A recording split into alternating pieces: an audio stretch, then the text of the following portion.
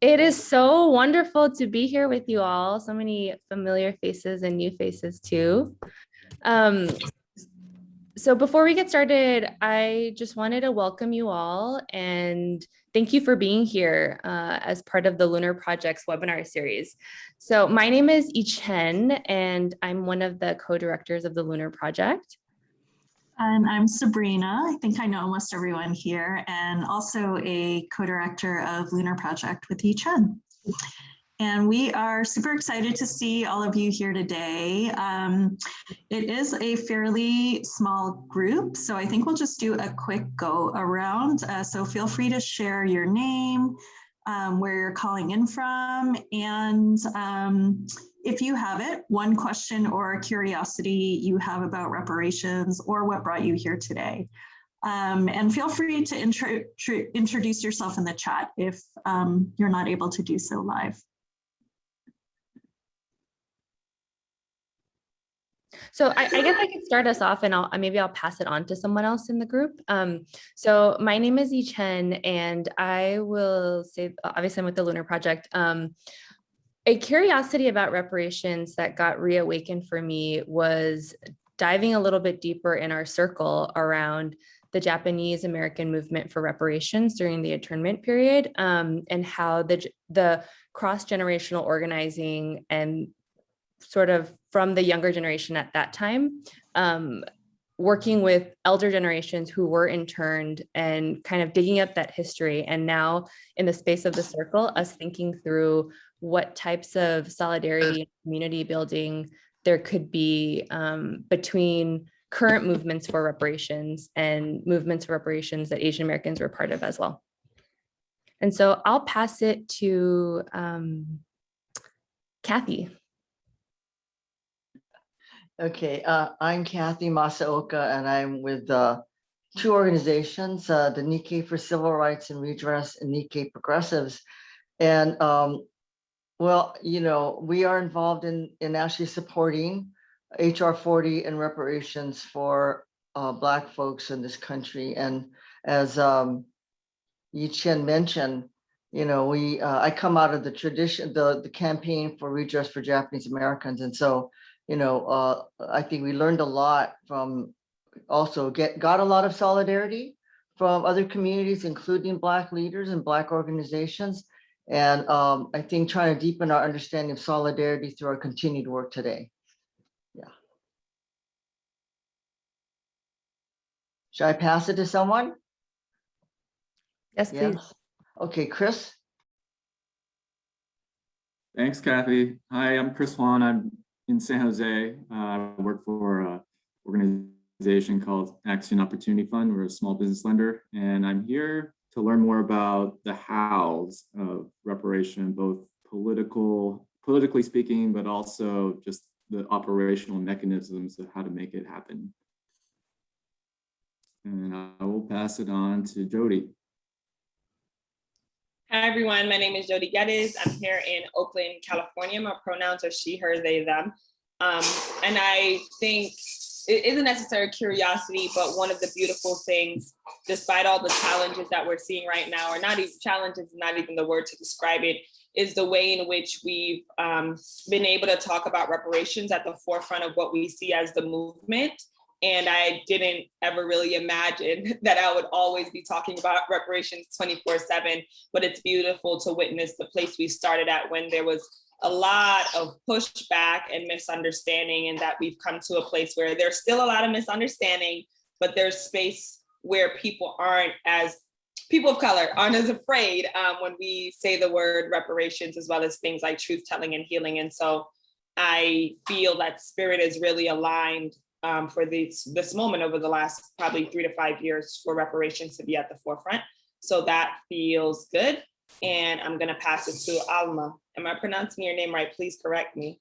You are. That's great. Thank you. Hi, 안녕하세요. 저는 백순기입니다. My name is Alma Sungi Beck.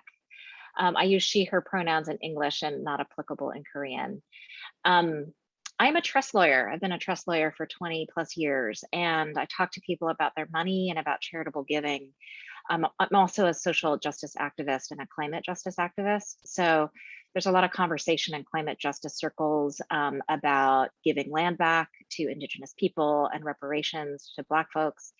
And I just am really interested to kind of hear what people are figuring out about the conversation, because people like me who are professional advisors are kind of well placed to actually have those specific questions and address it and raise it. And there are a lot of people in that, you know, I live in San Francisco and work in Palo Alto, and there's just, you know, people who who are already kind of like just trying to figure out how to do it and like who to do it with and like that. So I'm glad to be part of this community. Louisa. Hi, Louise Shibley. I'm calling in from Burlington, well, south of Burlington, Vermont. And I wear a lot of different hats, but I guess probably the two most important is one is that I'm on a management team for a new private equity fund that's going to be investing in rural America.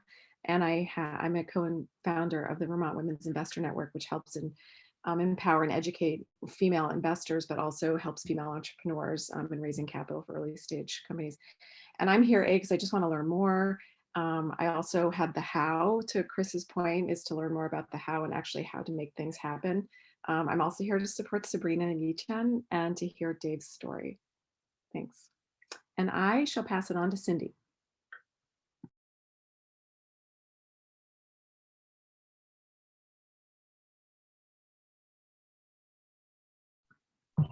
Okay. Oh, are you there? looks like Cindy's on mute. Okay. So I'm going to go to Esther then. And we'll circle back to Cindy. Hi, I'm Esther Park. I'm in Berkeley, California, and I'm with Cienega Capital and the No Regrets Initiative. And I have a lot of curiosities about reparations, one of them being around the need for truth and reconciliation as part of reparations. And then the second is sort of the meaningfulness of micro reparations versus, like, you know, institutional reparations. So, you know, there's talk along the spectrum of different kinds of reparations. So just curious to hear more about that too. And I will pass it to Jonathan. Hi everyone, my name is Jonathan. I'm zooming in from Berkeley, which is unceded Ohlone land. Use he and him pronouns, and maybe exactly the same as Esther. I had curiosity around, you know, there can be reparations in terms of policy and federal level or state level things that could happen. But knowing the state of our country and, you know, personal denials and delusions being very real in the state of things, what's the kind of the role and the culture shifts in the role of individual people to hold, to encourage, to influence, and to have accountability for other people and other groups to have a mindset of reparations and the necessary tendrils that involves or demands of us and of the people around us. That's it, and pass it off to Shilpa. Hi, greetings everyone. I can't be on video today. I'm really glad to be a part of the space. I'm Shilpa Andalkar. I am a wealth manager with Ensemble Capital Management, and I am calling from Oakland. Offices are. We work with clients all over the country though, and I'm curious about, you know, I've been learning about kind of investment strategies around reparations, but I'm also obviously just here to educate myself on the non-investment strategies around reparations. And I appreciate what Esther and Jonathan both just shared as well, in terms of policy, as well as, you know, my own personal contributions. So here to get educated, and thanks for having and holding the space.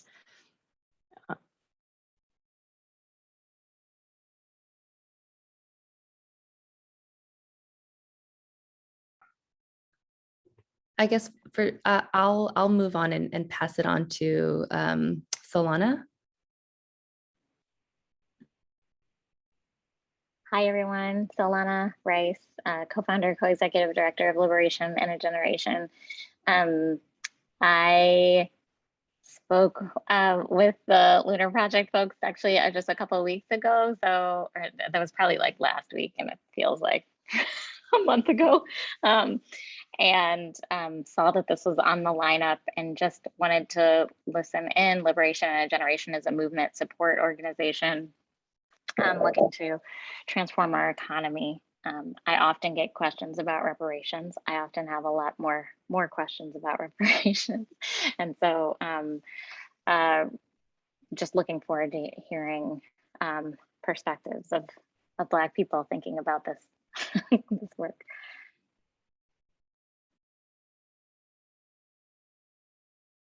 Great, let's go to Margaret. Hello, good afternoon. My name is Margaret Tobias Greer. I'm calling from Hayward, part of the California Endowment Oakland office. I'm just really interested in learnings that are around healing the harm and especially reparations. We are on our own journey to advance racial equity at our foundation. And I too am also on my own journey to decolonize, and definitely want to be in more spaces that create opportunity for solidarity and to support projects like this. So, and I'll pass it on to, did Sam go already? I'm not sure. No, I can go. Okay.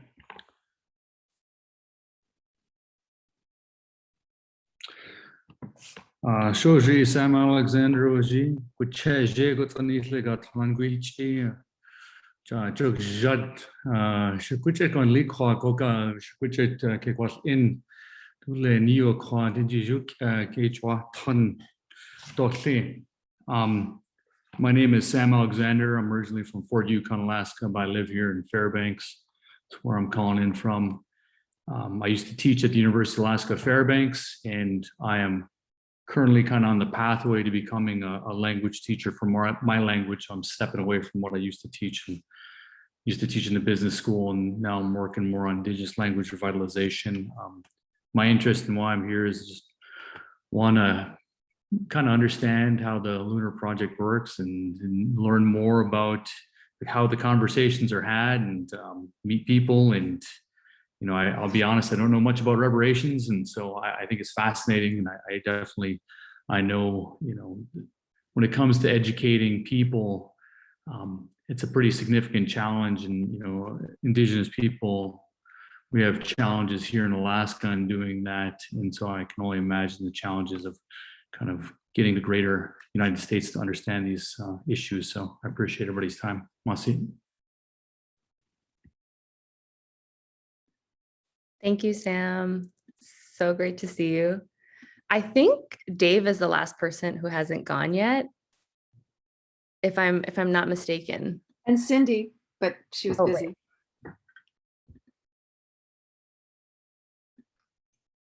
Sure, I can go, but is Cindy ready? Hi, Louisa. Hi, Esther. Hi, everyone. Well, I'm Dave Ragland, and my pronouns are he, his, and him. And I am here on Mohican land in upstate New York. And the work I do is around reparations and truth telling. So I'm really excited for this conversation. Yeah, and I see them interconnected, and I was just having a conversation right before this with an attorney friend of mine who was basically throwing all of the arguments as to like why reparations, and he, we'll get into it, but it was an interesting conversation. So yeah. Great, we're going to hear a lot more from Dave in just a few minutes. Cindy, if you're able, when you are off your call, feel free to just introduce yourself in the chat so everyone knows who you are. So I think most of you we have connected with in some way or another about the Lunar Project, but for those who are new to us, just a brief overview. We are an Asian American Solidarity Funding Initiative supporting movements for Black and Indigenous lives. And we launched just last month with a giving circle for Asian American women and gender nonconforming folks who are pooling and redistributing resources towards Black and Indigenous-led organizations, businesses, and other entities that are advancing community self-determination and racial justice. And I'm so glad and happy to see some of our Giving Circle members in the Zoom with us today. Yay, welcome. And also to create more space for our panelists, Jody and Dave, the only additional thing I'll say about the Lunar Project is that our inaugural Giving Circle is going through a 12-week political education program. And so for us, we're having such rich conversations in a small group, but our webinar series is a way to engage our broader Lunar Project community, all of you, your friends and your family, into the spaces of the conversations that we're having, because it isn't just for 11 folks who are pooling capital, et cetera. We're really excited about our model because our broader question that we're trying to answer is, how can we think about solidarity as we think about reallocation of resources, as we think about investments, et cetera. And if we can figure it out with something as ancient as a Giving Circle that wasn't always called that, people coming together in mutual aid, support of each other's communities when institutions have maybe left us out of the equation, has been something that's been going on for generations. And so we're just borrowing a pretty kind of ancient and ancestral practice of support to help us as Asian Americans investigate how we can be in solidarity with Black and Indigenous communities. And so this is our webinar series. Today, we are talking about the topic of reparations, which is one that has been ongoing within our circle. And we're just really, really excited to welcome Dave and Jody into the space to share about your work, your wisdom, your collaborations in advance of this work, and then just have our community ask questions and be engaged. This is like a widened circle, so please, everyone, feel free to drop questions in the chat, be really engaged, ask questions. The Lunar Project is a safe space, and our hope is that you'll bring nuggets from this conversation out back to your communities too. Great, I think we can dive right into the panel. Chen is going to be our moderator today. So welcome, Dave and Jody. Maybe we can start by having you tell us who you are and about the work that you do. And while you do that, I'm gonna spotlight you two in the Zoom.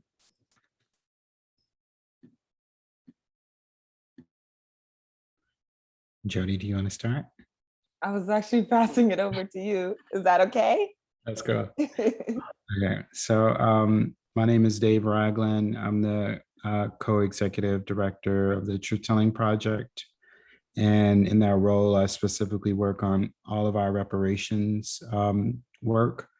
And that includes reparations fund that we're launching. That also includes the reparations campaign and some of the reparative work that we do to support the movement infrastructure, which includes a Radical Truth Teller Award and lots of other pieces. Some of the other work that I do is I support cities around the country doing truth processes. Most recently, I've been working with the city of Portland, Oregon, and a lot of that work, also city of Minneapolis, as you know, that we are looking at sort of the impact of George Floyd's murder and that continuing legacy.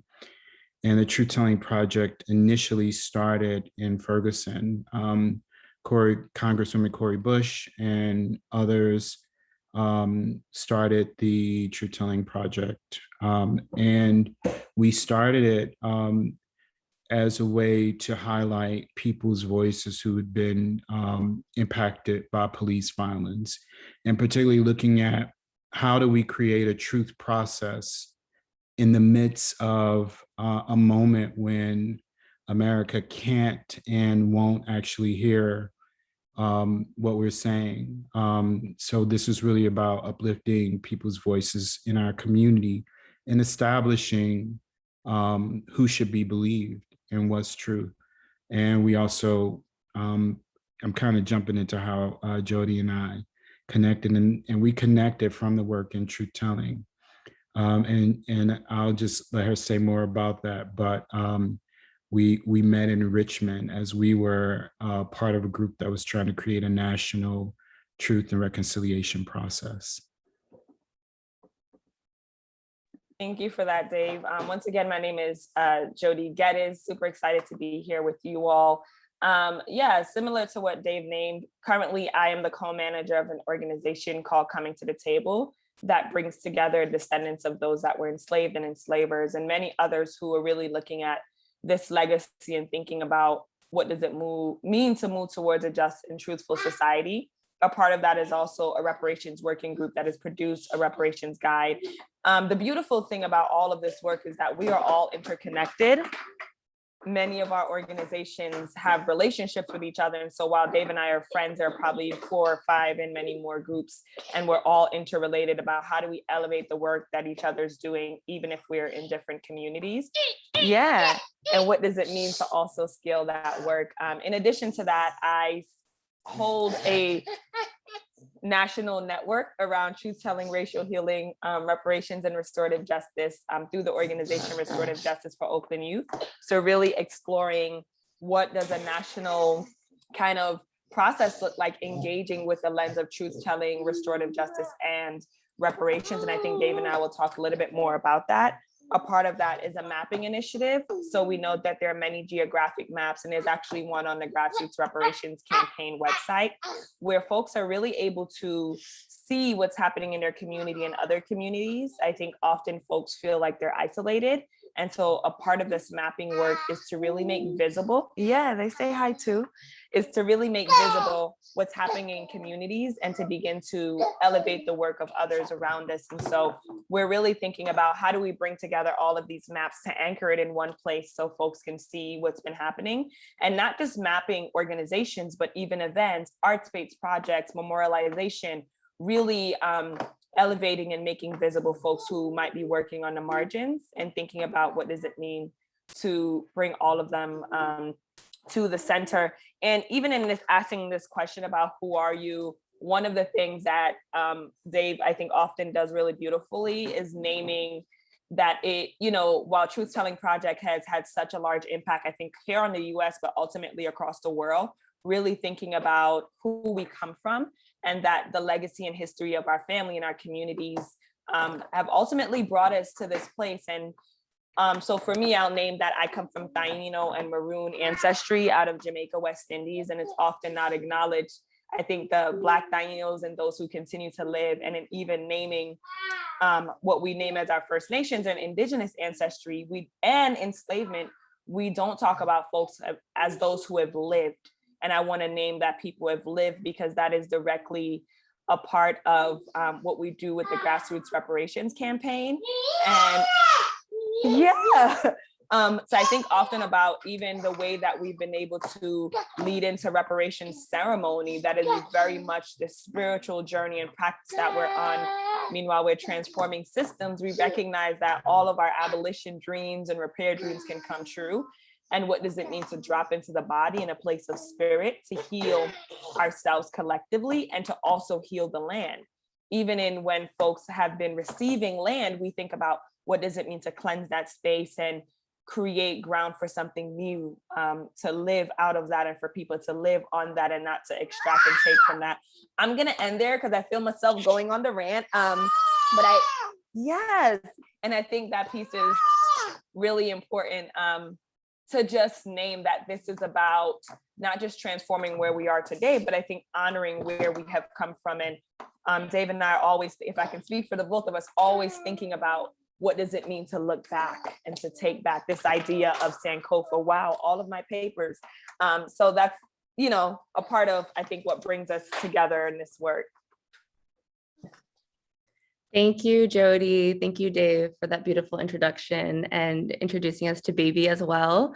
Before we get into the question around more concrete collaborations to share with us, I really want to start from a point of zero, which is asking you both about if you could share with us how you define and understand reparations. I think many people know the word, may not be able to say a second sentence after the word, or really think about it purely in financial terms. And so would love to hear about how you think about and understand reparations economically, politically, culturally, spiritually.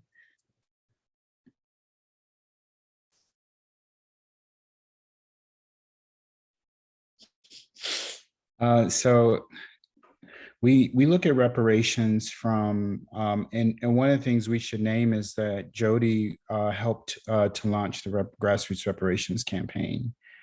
And we initially started that project as a collaboration between Fellowship of Reconciliation, Restorative Justice for Oakland Youth Coming to the Table, and Truth Telling Project.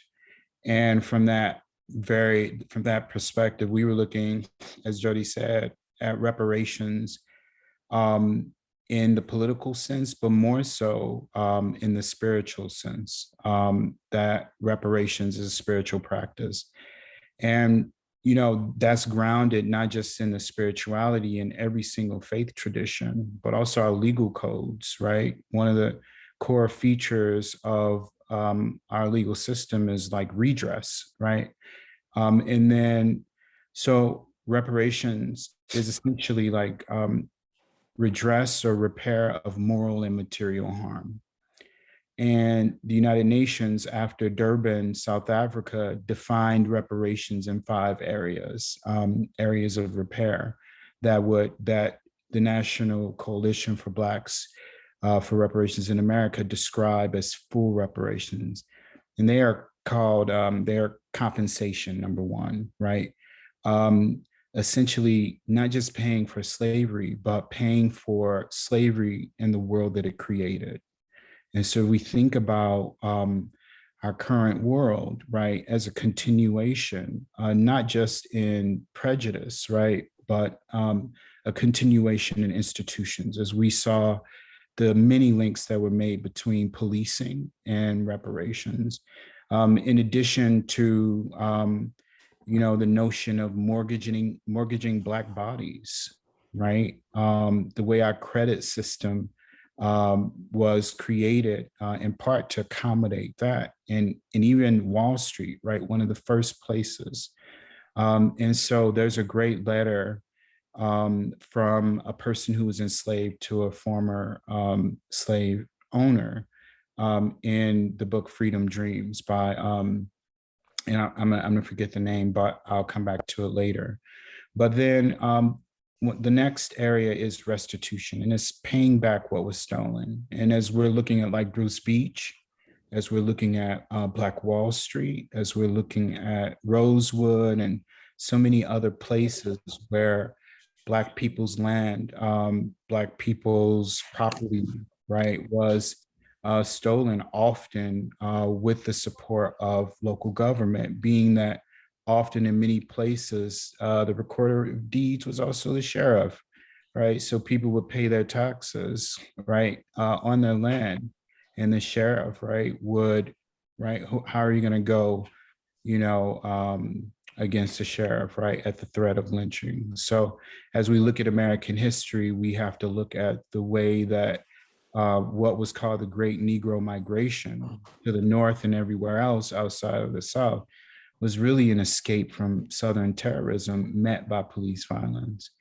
And then satisfaction is about education and memorial building. And I'm sure that Jody will probably mention Elaine, Arkansas, which is creating monuments. Where are the Q-tips?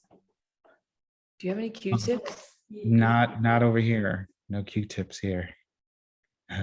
But where in Elaine, Arkansas, there were people lynched, African Americans lynched, and those memorials being created, but in so many other places, right, that we're talking about. But also, what does education look like? And in Chicago, a police commander, John Burge, tortured African Americans for decades, and it was acknowledged, and the city of Chicago paid reparations, but also made a mandate for information about, or that history to be told in education, as well as truth-telling processes, right? How are people telling the truth about their own family experiences and creating formalized processes? Then the next area is healing. And healing, we're not just talking about,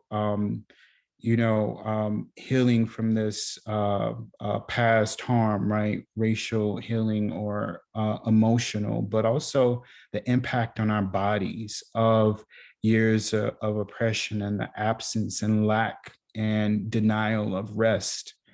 But also spiritual healing, given the ways that religious institutions stole and enforced religion on enslaved Black people. And so when we think about like our connection with divine and our epistemology, who do we think we are in the world, right? Our very personhood as a result of slavery, theft, rape, child trafficking. There must be religion, there must be moral, mental, physical healing, and then guarantees of non-repeat, which the UN defines as reform of laws, but I think it's more. I think that guarantees of non-repeat is about how do we transform our society so we don't do that shit no more. And that's a heavy ask and a necessary ask, given the way, for instance, we have current laws that allow slavery in prisons. And we know the history of prisons in our country and the way Black folk were put into jails, and Black women who didn't keep their mouths shut were put into asylums. But then also the way that in this moment, we all essentially continue the legacy of slavery through our purchases, through our investments. What are we invested in? Are we invested in corporations like the Koch brothers, right, who have a direct correlation with water shortages and denial of water to Black folks in places like Detroit, where the United Nations came and named that this is a violation of human rights. And so I think guarantees of non-repeat and reparations in general is a opportunity to unravel ourselves from a system of complicity built upon injustices, where people profited individually from injustice, their families profited, that profit turned into interest that people live on today, and that more harm is created. I made a joke. I had a conversation with an organizer in Texas who's trying to organize against the state taking measures around critical theory and also voter disenfranchisement. And I said to him, we should make a video of somebody sitting in front of the state capitol of Texas with a cash register, talking about it's adding up. And we're at that point. And we think that because of that, reparations and colonizations were world-making events. And if they were world-making events, how are we decolonizing our world and transforming it? And it's not just a political or act or protest, it is internally. It is a reconnection to what makes us human. And it's the stories, it's the recipes, it's the very humanity that reminds us of our connection to each other. And in our society, there's a profound disconnect. And our campaign is really about helping people reconnect spiritually, so that we can become more human and fulfill some of the basic notions of what it means to be human. If you harm someone, you make repair.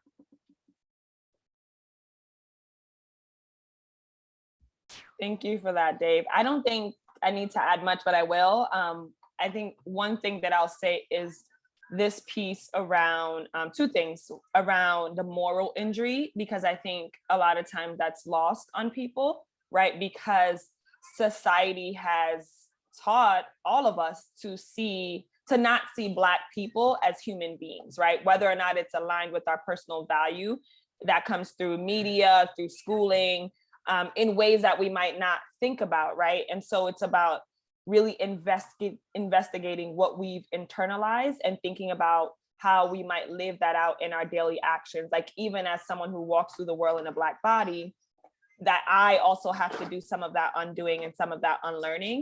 And I think that's why the moral injury piece is really important. And because even in anti-racist work, when we are talking about decolonizing and many of these ideas that we talk about, right, in many ways, there's still a way that folks talk about Black folks as being inherently inferior to white folks, right? Even when we try to get people over to the other side of anti-racist work, there's still a way that we kind of maintain this idea of Black inferiority. And so the moral injury piece is critically important in relationship to the kind of material injury, right? Because once again, I think we can transform systems, and what are we carrying with us? What are the ideas and the beliefs and the ways in which we act that out?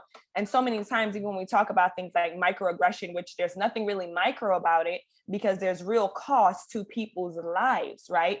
And so I think I want to be able to really name just the depth and breadth of really talking about the moral injury and the kind of stillness that we've moved with through the campaign. You know, a lot of times folks will, I think, sometimes try to push back against us when they meet with us, like, why this lens? Why this lens? Because this is a place that we don't investigate the shared humanity in which we have. So I can still hold you accountable and create space for the body, the being, and the dignity that doesn't have to come through a policy. Because so many times when we were talking about folks having dignity and humanity, it is often given by law. Like, and I think it's important to be honest about that. The other piece I'll say, in this country, what makes it particularly challenging when we talk about reparations for Black folks is that it requires an acknowledgement, right? Like, even if one doesn't give an apology, in giving particularly material reparations through like cut the check, right? In doing that, you begin to then acknowledge that a harm happened here, something happened here, right? And from there, you have to make repair. So even if you cut the check, moving forward, when we begin to name the fault with many of the systems that exist, there's no denial of that. And I find it challenging when I often meet with white folks and even some people of color to be able to acknowledge the real impact of enslavement and all that spawned from it, because there is a dissonance that happens because the level of violence which we continue to see on a daily basis and experience on a daily basis on a national level and in our local communities feels normalized. I just said to someone the other day that I feel like I'm watching myself live outside my body, because when something else happens again, it's like it's being played over and over again. So there's this real disconnect. And I mean, I think some psychotherapists would say this as well, and folks who do body work, there is a real disconnect from the body and being able to drop in. And that means acknowledging some things. Yeah, but can you get down? You're acrobat. Acknowledging some things that don't feel good. And I think that's important to be able to name, and that there has been reparations that's happened in this country, just not for people of color and Black folks who have been harmed and continue to be harmed, right? And reparations all across. I talk about Haiti a lot, and I think in this moment, it's incredibly important to continue to amplify and uplift Haiti as we see things continue to happen and have real impact. And thinking about the debt, right? We're talking about the first free Black nation that fought and won their independence and then had to pay for their freedom, right? Because the idea was that reparations was owed to France, right? Because you are no longer property, so you have to pay for that freedom, although they fought this rebellion and they won, right? And I think that's important to be able to name.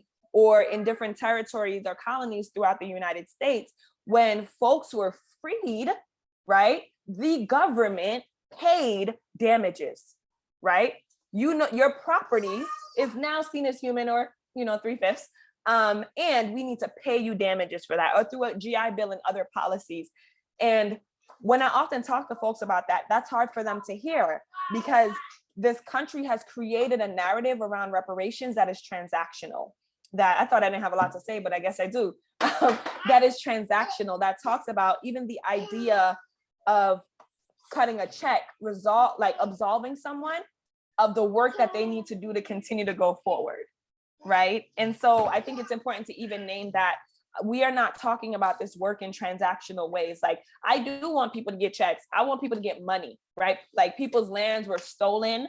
Their families had to flee out of communities. Many of those families still face harm and deep generational trauma that we're continuing to see DNA research show us how that is passed down in families. Are you reading the mail? And the last thing I'll add with is Elaine, Arkansas, because when I had the opportunity to serve as a commissioner in Elaine, Arkansas, that I'd never heard of before because I heard about Little Rock. And even then, we don't really tell the full story of Little Rock. I made a commitment to continue to tell this story. And it was just so interesting to hear folks who were descendants of those who were directly impacted talk about how even they that didn't experience it directly remained silent. And no one had to tell them to be silent. They saw it in the way in which they walked and navigated through community, particularly in Elaine. And also the role that Elaine really had in the civil rights movement that often isn't talked about. And I just remember for the first time, folks being able to utter what took place and the impact of that, and how powerful it was for them to be able to share that story. And I particularly think about, honestly, Black men who shed tears, and it was a release. And so many times that's not honored. There isn't space for that in a world of urgency. And so I think about Elaine, Arkansas, and out of that particular truth-telling process with the Samuel DeWitt Proctor Conference, they're now, like David named, like really engaging in the depth and the breadth of this work, as well as reparations. So there are multiple things that came out of that, but we have to tell the truth. If we are, David stresses this all the time when we talk about truth telling, in order for repair to be possible, what are we repairing? Let us tell the truth. It's like when I give a presentation, somebody come and apologize to me, right? Like, that's not what I asked for. We need to create spaces in communities for them to define what their liberation looks like, and for them to also be able to define what reparations looks like, and for them to also tell the truth. Because we need to be able to have space where we control our narrative so that we are giving the expansive view of the story, or else it will continue to not really show us as people who also lived full lives. So, like, to acknowledge the harm is important, and we are human beings who continue to live full lives. I'm going to end it there. I'm not sure what the question was again, but thank you. Oh my, thank you both for such powerful reflections on radical reparations, radical truth telling, and healing. And I really resonated, Dave, when you said, the point is to help humans become more human too. And so because we only have about 12, 13 minutes left in the webinar, I have some more prepared questions, but what I would love to do right now is really just open up the circle for this community to be in dialogue, and for folks to feel free to share questions and reflections right now in a circle, and feel free to unmute yourself and ask any questions. And for you all too, as our panelists, to ask us questions too.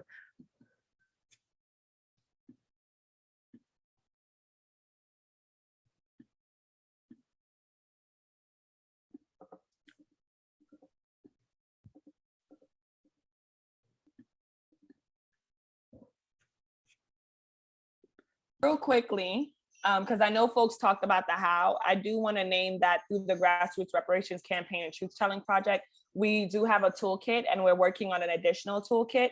And I want to name, it's not a step-by-step process. What we're really doing is providing a container and many different routes for people to get towards a space of telling the truth and moving towards repair.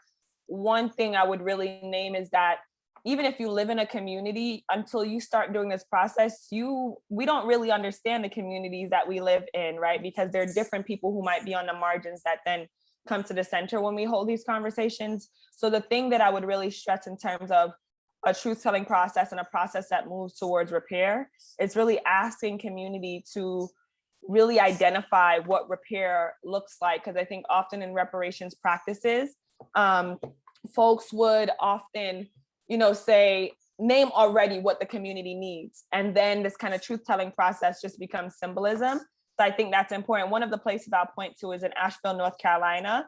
The beautiful thing is that they're acknowledging that the Black community isn't monolithic, and they're actually creating spaces in different communities in Asheville for them to have this conversation, to talk about what reparations looks like for that specific community, to find a path forward. And so we can offer those toolkits. And then I'll, just say, the first step is creating space to understand, because we know that it's not one thing that often needs repair, but many different things that are connected. Thank you, Jody. That would be great. We'd love to share it back with the Lunar Project community. And I know at the beginning, some folks came in with this question of wanting to learn more about the how of reparations. And I'm curious if there are any kind of follow-up questions on that. Or Kathy, please go ahead. I see your hand up. Yeah, I have a question about how you feel what you're doing can contribute to the process that is going on around HR 40 and other concrete legislation, because it seems that, I don't know if people are thinking about the actual process enough, or what can be contributed and added to, and what you're doing can actually help and be implemented within that process. Sure. I think one of the reasons why we started the campaign was it was our organizations directly working within Cobra, and they're a part of the reparations campaign too. And what they were interested in, and what we understand, is that whenever it's perceived that Black folk in this country get something, there's backlash. In addition, we wanted a culture campaign to help support transforming our culture, so that we can even look at the most recent bill to help Black farmers, or the executive order, and the lawsuit that came right afterwards, not even acknowledging that, like, even the previous, US versus Pickford, Black folks still, some of them didn't survive. And then when the checks came, they were so small, many of them were in debt, because initially, when the case was being litigated, people who were part of that action suit were told that they didn't have to pay rent. And then when the check came, they were told, well, now you owe $1 million and you just got a check for $50,000. And so part of what we've been trying to do is support like a deep understanding of reparations, and we offer a reparations course, and we look at it from the perspective of spirituality and energy, right? Money is currency, right? And how do we transform that to support people? And so part of what we've tried to do is to create a framework of understanding. We have a reparations pledge, and in that pledge, for instance, it talks about some criteria for what reparations looks like. And it looks like for the people who we're talking about reparations for, those communities guided, right? As Jody said it, or at minimum, there's some kind of negotiation. Like, you steal my cow and you don't get to tell me I get like a bucket of butter once a year, you know? And that's essentially like the way some of these sort of practices work. And if I could just speak to a little bit of how, and, you know, so some of the groups I can tell you about from a macro perspective, there's HR 40, which is talking about cash payments. And then the National African American Reparations Committee has a 10-point area of pieces they want reparations around. And the reason why in COBRA and NARC are looking at 10 points, and which aligns with full reparations in the 5 areas I described, is because they want people to have a full understanding of reparations, like in the sense that the check is cut. That doesn't mean you continue with the same practices, or that the same banks doing the same harm are involved in profiting and extracting from those communities. So some places you might want to look for mechanisms is the Grassroots Reparations Campaign. We have one of the pieces to try to establish culture in Reparations Sunday. And what we asked is that faith-based communities partner with Black-led grassroots organizations and create a relationship to see what the needs are. And some of those needs could also be technical assistance, space, et cetera, et cetera. And we can also look at Evanston, we can look at Georgetown University, we can look at Wild Seed Farm. That was a farm given for reparations, and they didn't just give a farm, they provided technical assistance as well. And I'm involved in a Black land project as well called Kibilio, where $1 million came in direct reparations for that project. And there's a group called Liberation Ventures, which came out of the SHOT Fund and came out of Solidaire. And they're doing work around reparations as well. And then there's Liberated Capital, but Liberation Ventures is supporting other groups in the reparations world. And then the Carnegie Endowment for Peace just gave $5 million to University of Michigan so that University of Michigan and other groups can collaborate with people on the ground to create projects that do that. And the last thing I want to say is that as we see cities across the country work on truth-telling processes or try to launch truth and reconciliation commissions, many of these have reparations as part of it. For instance, Providence, Rhode Island launched a Truth, Reconciliation, and Reparations Commission. And in the conversations in Portland, there's also those conversations about reparations as well, too. And the Movement for Black Lives has called individuals giving reparations, what do they call it, resource redistribution. But we think it's really important to think about it in terms of repair and who we are. And also accountability. Accountable for past harms. Imagine if the US was accountable to one of the largest minorities.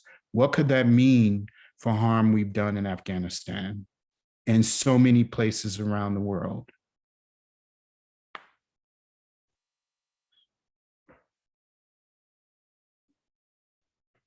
Thank you, Dave, and thank you, Kathy, for your question. The floor is open for other reflections, curiosities. I have a quick question, just actually about what you just said, Dave. I'm really interested in learning more about the distinction that you're making between sort of on the personal side, the reparations versus like personal. I don't remember the term that you used, but like I would love to hear more about why you think that is important. I mean, I think it's political in the sense that the Movement for Black Lives and COBRA talked about resource redistribution because they wanted reparations. They wanted the federal government, or we want the federal government to acknowledge and be responsible for that great harm, which sanctioned families, communities, states, and local governments and businesses. But you know, I think that at every level, we have to be talking about reparations, and many cities are and states are putting up similar legislation to HR 40, but people are figuring out how to do it in different ways as well. I hope that answered your question. Yeah. I mean, I think there are a lot of wealthy individuals that I've had conversation with. They're like, I want to do reparations, and I think I lean on where you go, which is like, let's be clear about what reparations is. It is about systems, and it is about systemic work, but it's also individual work to be done. Right, and I think it's really important to point out that individuals are culpable too, right? If you benefit from state policy, if you benefited from a land grant, where indigenous people were everywhere in where we are now. And so Like there is culpability, and it's not like reparations isn't a metaphor, right? The only way people actually understand it is if I think if people and I completely forgot my thought, but yeah. I agree. Individuals are culpable, and we have to name individuals too. And I think that's why I think, you know, we can't just talk. I don't know. Well, LibGen, we often talk about systems, but people create systems. It's not like, and people benefit from systems that they create and reinforce. And they created the systems to benefit from them. And I think even in the space where individuals are thinking about what it means to give away their wealth, recognizing that it's not charity. Once again, like those are similar, but they are not the same thing, because that's something that I've found in my experience. You know, I'll meet someone, they come from enormous wealth and they're like, let me pay for this thing for you. Once again, like, what are the ways that you are complicit in the violence in which communities of color and Black communities face on a daily basis, even from the sheer ability of just the idea of what choice means and what choice looks like. So I think also thinking about it in those ways, but there are many people that Dave and I are in relationship with through a number of organizations who are really thinking about their family wealth, and even in their families establishing a giving circle. And I think those are really important because it's not just about the financial pieces, but it creates space to talk about the legacy of their ancestors, right? And many people don't know this information, especially when I think about coming to the table until they're in their 50s and 60s, and stories that they've carried with them their whole lives, who they are begin to unfold, right? And so, yeah, I just think that it's important for it not to just, once again, thinking about it as charity. Whoa, I put this on my taxes, I give this much a year. But once again, how are you showing up continuously in the world and thinking about your privilege as a part of that? And also the proximity that we have to be in relationship with each other, I think in many ways, no matter how challenging it is. And I think that's the hard part. What does it mean to be in relationship when there's been such deep-seated harm? One last thing I'll say, because I know we over time, I think a lot about Rwanda, while the Gacaca process is in no way perfection, I think about that because while the international courts were prosecuting folks, Rwandese people really asked the question about, they use the language of reconciliation. What does it mean to reconcile? Because they recognize they were going to be living in community with each other. And I think about the power of that, not in like this magical fairy dust sense, but in the real way of recognizing our interconnectedness after deep harm and genocide took place, that we are going to live in community with each other. And how do we think about it? And that many people, not everyone, of course, right, had the ability to sit down under the tree and to really talk about it. And I think when I talk to people about that, it's really hard for them to hold. They're like, that didn't happen. I'm like, I know people will tell you that they were one of the people sitting under the tree. And so I think a lot about just the human capacity around healing and to be in community with each other. And when I dream about the world that I want to create, I have to ask myself those hard questions around exclusion, around repairing harm when it happens. That comes up every day in my restorative justice work. Sometimes folks are out of community physically, but what does a plan for reintegration look like?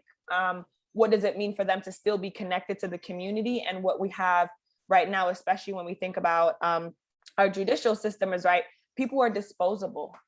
And many more I could say, Rikers Island, all these things like really unfolding in the moment right now. So what does it mean to think about not making each other disposable, but really having some honest conversations?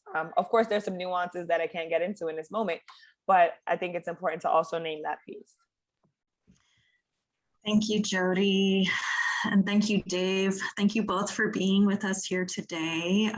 This was a super rich conversation. And I hope it's okay for folks to follow up with you if they have other questions or want to learn more about the amazing projects and organizations that you're all representing today. Thank you all for being here. Feel free to take yourself off mute if you want to give our presenters a round of applause, or you can use your emoji reaction. Thank you. Thank you. And, Thank you. Thank you. Good to see you, Dave. Thank you. Thank you. Yeah. Thank you. Thanks everyone for being with us. Thank you for the opportunity to listen and learn. Much love. Hope you have a good night. Bye, everyone. Can you get down? I want to stay on to say hi. Hey. Hey. Wait, stop recording. Okay, hold on. I'm gonna start recording.